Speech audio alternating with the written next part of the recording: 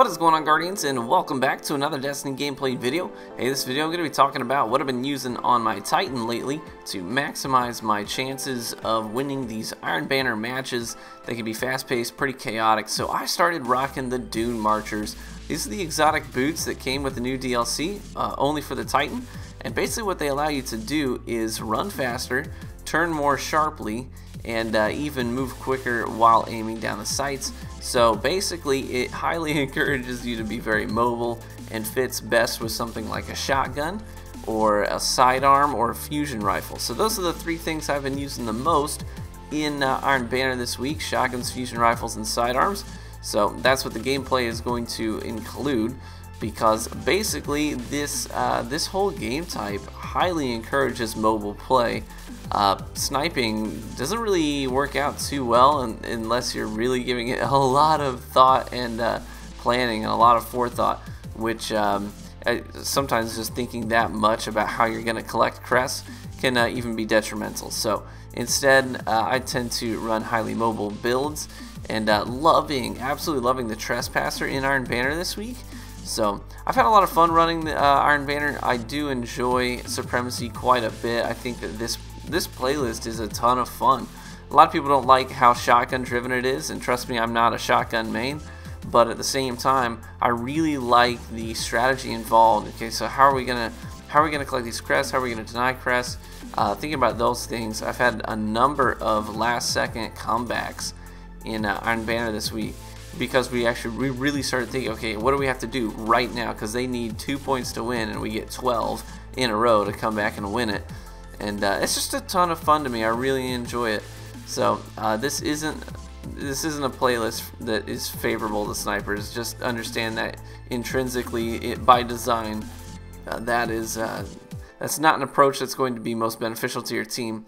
And I'm saying that generally. I know instantly people are going to be like, I snipe all the time and I play really well in Supremacy. Well, good for you. I'm proud of you.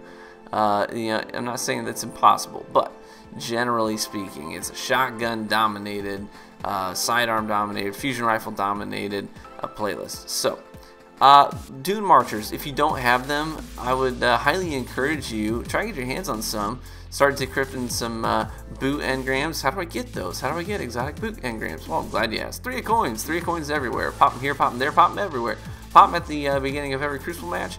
Pop at the beginning of every strike you play. Pop it at the beginning of every boss encounter you have during raids. Pop them. Here's another good way to farm exotic engrams that some people know about, some people don't. But the last story mission of the original campaign, where you go into the Blackguard and you destroy the Black Heart by basically fighting the 3 statues that it brings back to life. Those 3 statues all count as ultras.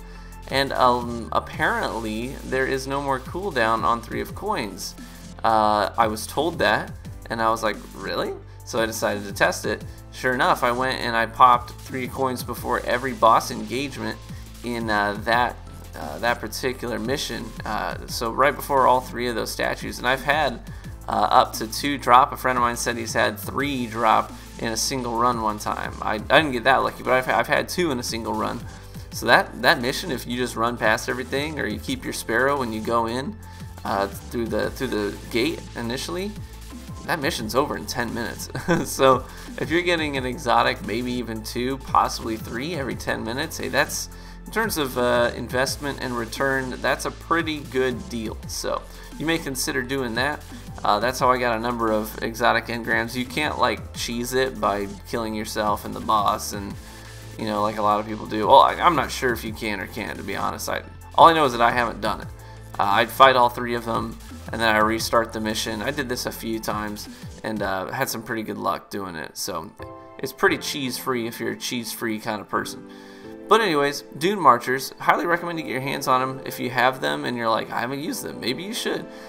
With Supremacy, they've worked out so well for me. You move so quickly, so swiftly. Collecting the crests is so much more easy with these things on. So maybe give them a try. Let me know how it goes for you. I've had a lot of great drops this week. Hopefully you have too, and I'll catch you in the Crucible.